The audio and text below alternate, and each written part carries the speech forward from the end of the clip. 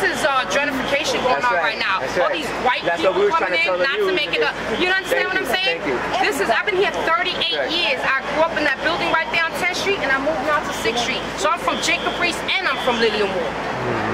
So this is bullshit. You don't like us so much, why move in the heart of it? This is Avenue D. What an Avenue A if you wasn't feeling us. Do not pass Avenue C if you're not feeling us. Because this is our territory. And that's the community speaking. But slowly but surely, Trump bought these buildings. That's right. There's a few of these buildings bought off that they're going to try to get us out anyways. Because now they want the waterfront. When it was busted and it was all messed up and nobody was putting money into this, and then Giuliani started fixing shit, and Hurricane Sandy got the money, now they fixing, everybody want to come and take over. And who are they fixing it for? Not us. I believe he knows exactly what he's doing by having the flags out there. He's sending out a message to the community, but then the community, he plays the community with the crazy thing, you know. He's crazy, he always changed the flags, he put different flags, but every flag he put up, according to the community, is a racist flag, you know what I'm saying? And it shows white supremacy. I saw it, and I told my boys, and my son sent me a text, and he said, Mom, be careful, don't go down Avenue D. When I go to work, I usually go down Avenue C. But this has always been a calm neighborhood. I mean, we have a little things here and there, but it's always been a nice place to live, always. So, you know, something like this makes people's hair in the back of their neck stand up, and they're like aware, you know, something's gonna happen. You know, now we walk on pins and needles. You know, if these are your beliefs and your feelings, keep it inside of your home where it's subjected to you and yours. There's no reason why it's on your window, illuminated 24 hours of the day. He's promoting hate purposely, and I'm not with it. Anyway, do you think it's wrong? It's wrong, totally wrong, totally wrong. It's disrespectful to the environment, to the people, to everywhere. And people are, this is going to be a disaster.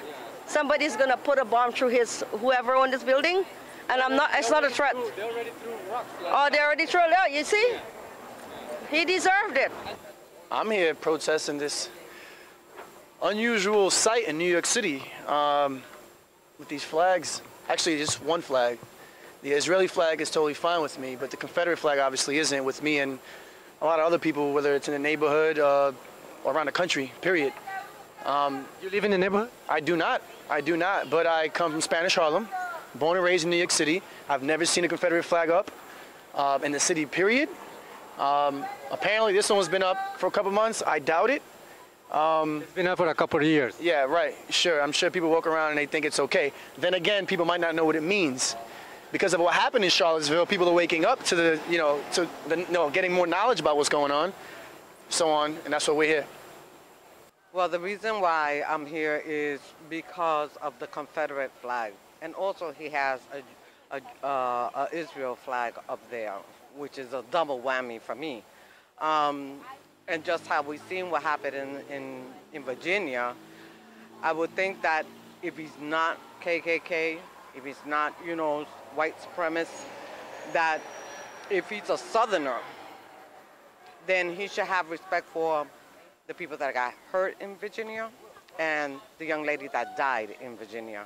And as I hear it, the community doesn't like the flag either. And if he's from out of state, then he's still a guest here, and he should respect the community. When Donald Trump got elected to be the president, that's when he put that up there. Yeah. It was. I didn't see him, but I noticed it up there. Like, I ain't gonna tell you I saw the man put it up there. Which flag bothers you? Mostly it's the intent behind it, because I mean, let's be real, an object is an object, but the intent behind it, especially what's going on in the world, especially what's going on in this country last week, especially with so much hate being propagated within politics or within just all over, you know what I'm saying? So it's just the intent behind it, you know? I've lived in this neighborhood since 1968, since I was a teenager. I come from the influence of two people who helped raise me. One was a member of SDS, Students for a Democratic Society, and the other SNCC, Student Nonviolent Coordinating Committee.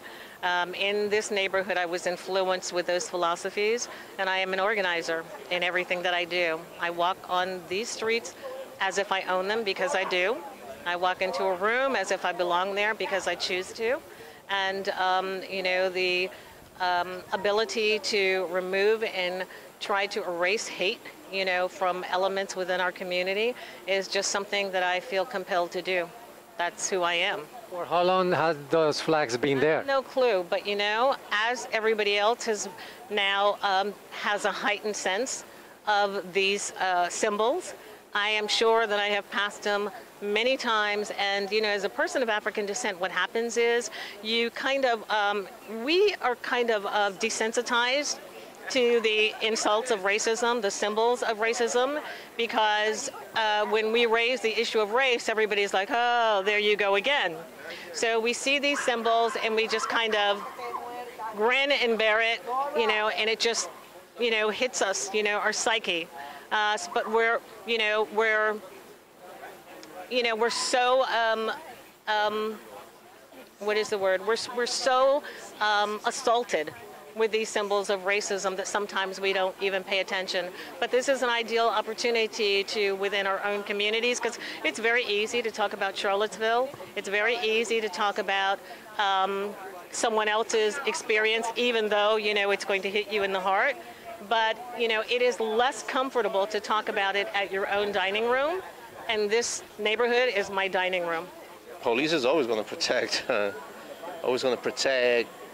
that, because that represents what this country was built on, whether they want to show it or not. And a lot of times, police is just like automated robots. They are working on a program which is working on a command that is given to them, and that's what they do. So a lot of times, they don't even know what they're doing themselves. The Confederate Army been dead so long, the North went and murdered them all. So why the hell, they all dead. They don't even matter. Slave is mental now. That right there don't matter, not to somebody that got a better mind. Yeah, of course, because he gonna, you know, affect other people. It don't bother me, but he affect a lot of people by doing that. You know, it's just a clear message of ignorance. That's all it is. Watch ALADINO show! Yeah! The ALADINO show! Oh, how exciting! This is a famous actor right here. But we would all just have to watch your show. Oh, it's about to begin. It's going to be a lot of fun watching ALADINO TV! Beautiful. Kiss me again! Passion commune.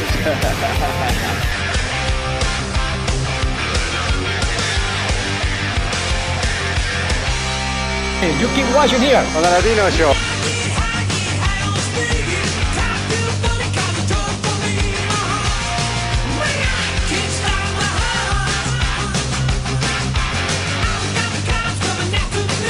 Very busy. It's all about these sneakers.